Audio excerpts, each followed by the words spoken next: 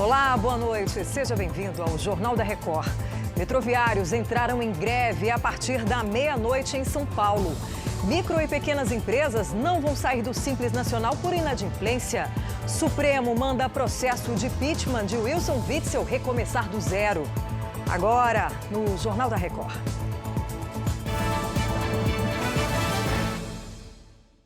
Oferecimento Empréstimo Bradesco. Escolha o melhor para seu futuro hoje.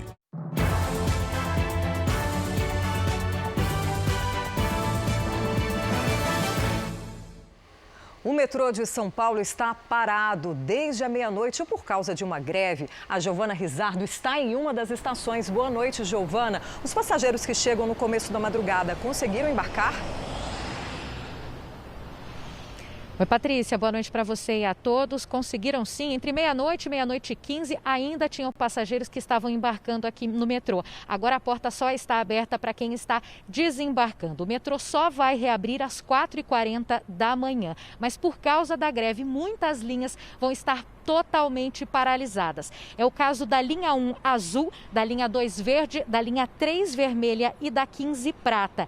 Estão mantidas a linha 4 amarela e a 5 lilás, que são privatizadas. O que motivou, Patrícia, essa greve foi o corte de 10% no salário dos funcionários já no mês de julho. O metrô de São Paulo alega queda na arrecadação e o Tribunal Regional do Trabalho já determinou que 95% do serviço seja mantido nos horários de maior movimento e 65% no restante. Em caso de descumprimento, uma multa pode ser aplicada. O sindicato dos metroviários ainda não se manifestaram.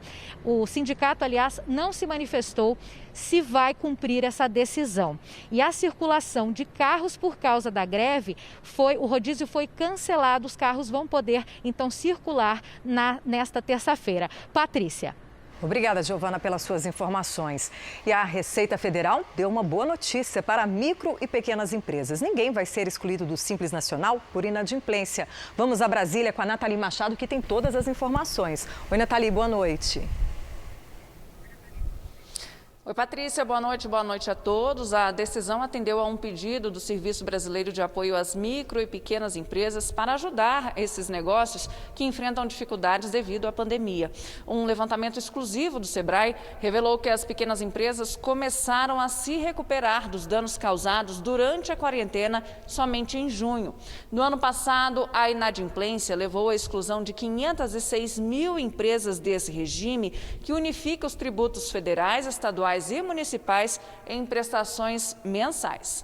Patrícia. Obrigada, Nathalie. Daqui a pouco a gente volta a falar com você direto de Brasília.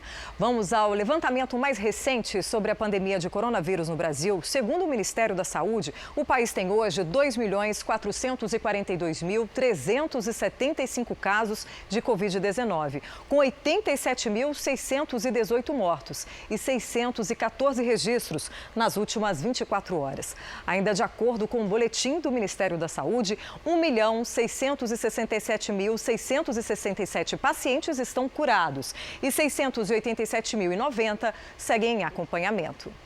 Em Minas Gerais, a Secretaria Estadual de Saúde prevê queda de casos de coronavírus daqui a 2 semanas. A Virgínia Nalon fala direto de Belo Horizonte. Virgínia, boa noite. De onde vem essa expectativa? Oi, Patrícia, boa noite para você. Que a taxa de ocupação dos leitos destinados ao tratamento da doença no estado tem se mantido constante há pelo menos 10 dias. Os de UTI estão em 67% e os de enfermaria em 57%. As autoridades acreditam na queda, mesmo com menos de 10% dos municípios sem registro de coronavírus. Dos 853, apenas 60 não contam com casos e mortes pela doença. Em todo o estado, 2.461 pessoas perderam a vida por causa da Covid-19. Outras 113.718 estão infectadas. Patrícia. Obrigada, Virgínia. E a Prefeitura do Rio vai reabrir 168 refeitórios das escolas municipais para distribuir merenda nas regiões mais carentes. Pedro Paulo Filho, boa noite para você. Quantas crianças devem ser atendidas? Olha, a expectativa é que 20 mil alunos recebam alimentação, Patrícia. Boa noite para você, boa noite a todos. Com a decisão, os refeitórios ficarão abertos de segunda a sábado. A Prefeitura já tinha mantido o serviço de merenda mesmo com a suspensão das aulas, mas essa medida foi proibida pela Justiça. A volta agora foi possível porque cerca de 3.000 profissionais da educação fizeram testes rápidos de Covid, sendo a maioria merendeiras e manipuladoras de alimentos. Já a volta às aulas presenciais na rede pública, isso ainda não tem previsão. E, Patrícia, uma última informação, o STF mandou dissolver a comissão de impeachment do governador Wilson Witzel e determinou que uma outra seja formada, levando em conta exigências legais, como a escolha de integrantes. Patrícia. Obrigada, Pedro. O presidente Jair Bolsonaro sancionou a lei aprovada no Congresso sobre a validade indeterminada de receitas médicas durante a pandemia. Vamos voltar a Brasília com a Nathalie Machado. Nathalie. Patrícia, a lei foi sancionada nesta segunda-feira e vai ser publicada no Diário Oficial desta terça. O texto permite que receitas médicas e odontológicas sujeitas à prescrição de uso contínuo tenham prazo de validade indeterminado. Medicamentos de tarja preta e antibióticos não estão nessa lista. Somente o titular da Receita poderá buscar os medicamentos. Nesta segunda-feira, o ministro Dias Toffoli, presidente do Supremo Tribunal Federal, decidiu submeter ao plenário a ação que questiona o veto do presidente Bolsonaro ao uso obrigatório de máscaras em templos religiosos, comércios e escolas e indústrias. A expectativa é que o caso seja analisado no Supremo quando ele retornar às atividades em agosto. Patrícia. Obrigada, Nathalie. O ex-presidente Lula deve à Receita Federal mais de R$1 milhão, segundo a Procuradoria da Fazenda Nacional. As cobranças ativas são aquelas já reconhecidas judicialmente e que aguardam pagamento. Nós pedimos um posicionamento do ex-presidente, mas até o momento não houve resposta. E a Justiça de São Paulo aprovou um plano de recuperação da Odebrecht. A companhia pediu recuperação judicial em junho do ano passado. As dívidas passam de 65 bilhões de reais. E agora o alívio no sul do país. A nuvem de gafanhotos que causou prejuízo na Argentina e podia destruir plantações no Rio Grande do Sul está controlada. Vamos até lá? Boa noite, Luísa Baini. Olá, Patrícia, boa noite. Segundo o Serviço de Sanidade e Qualidade Agroalimentar da Argentina, 80% da nuvem de gafanhotos foi eliminada por pulverizações no fim de semana. A ação aconteceu pertinho da fronteira do Brasil, na cidade de Barra do Quaraí. Agora, o governo argentino planeja outras ações pontuais para atacar pequenos grupos de gafanhotos em pontos isolados e acabar de vez com a praga que chegou em maio por lá. Patrícia. Obrigada pelas informações. E a deputada federal Flávia Arruda, do PL do Distrito Federal, foi a convidada de hoje do JR Entrevista. Ela defendeu cotas em cargos públicos para as mulheres. Enquanto ainda houver tanta diferença no tratamento de mulheres e homens, não só na vida pública, mas na sociedade, a gente ainda precisa das cotas. E aí por várias razões. As mulheres não têm, muitos não veem as mulheres como algo competitivo, o que nós aqui no Distrito Federal mostramos que não é verdade, né? Somos 5, então ainda existem muitos tabus a serem quebrados. O importante é a gente poder que as mulheres participem, que as mulheres recebam o mesmo fundo eleitoral que os homens. Não queremos direitos a mais, a gente só quer os mesmos direitos para podermos buscar as possibilidades e abrir com isso pautas que são fundamentais na sociedade. A senhora é autora de um projeto para destinar R$1,5 bilhão de reais para a área de assistência social. Esse projeto vai ser sancionado nesta terça-feira, é isso? Isso é um recurso que está parado, não gera nenhum custo a mais para o Estado.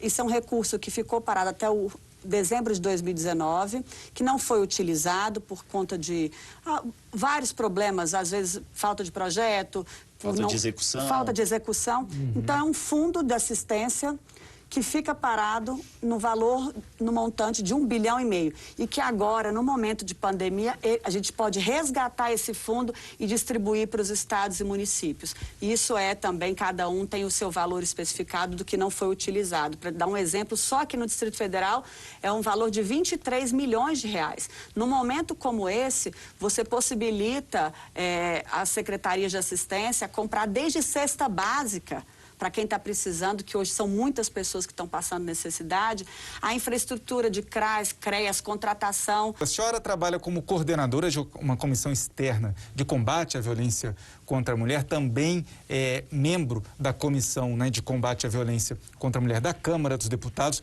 Quais são os principais desafios nesse tema e o que o parlamento pode fazer? É um tema que ele não é só pautado fundamentalmente neste momento de pandemia, mas ele, infelizmente, é um assunto que está sempre em destaque do lado negativo no nosso país.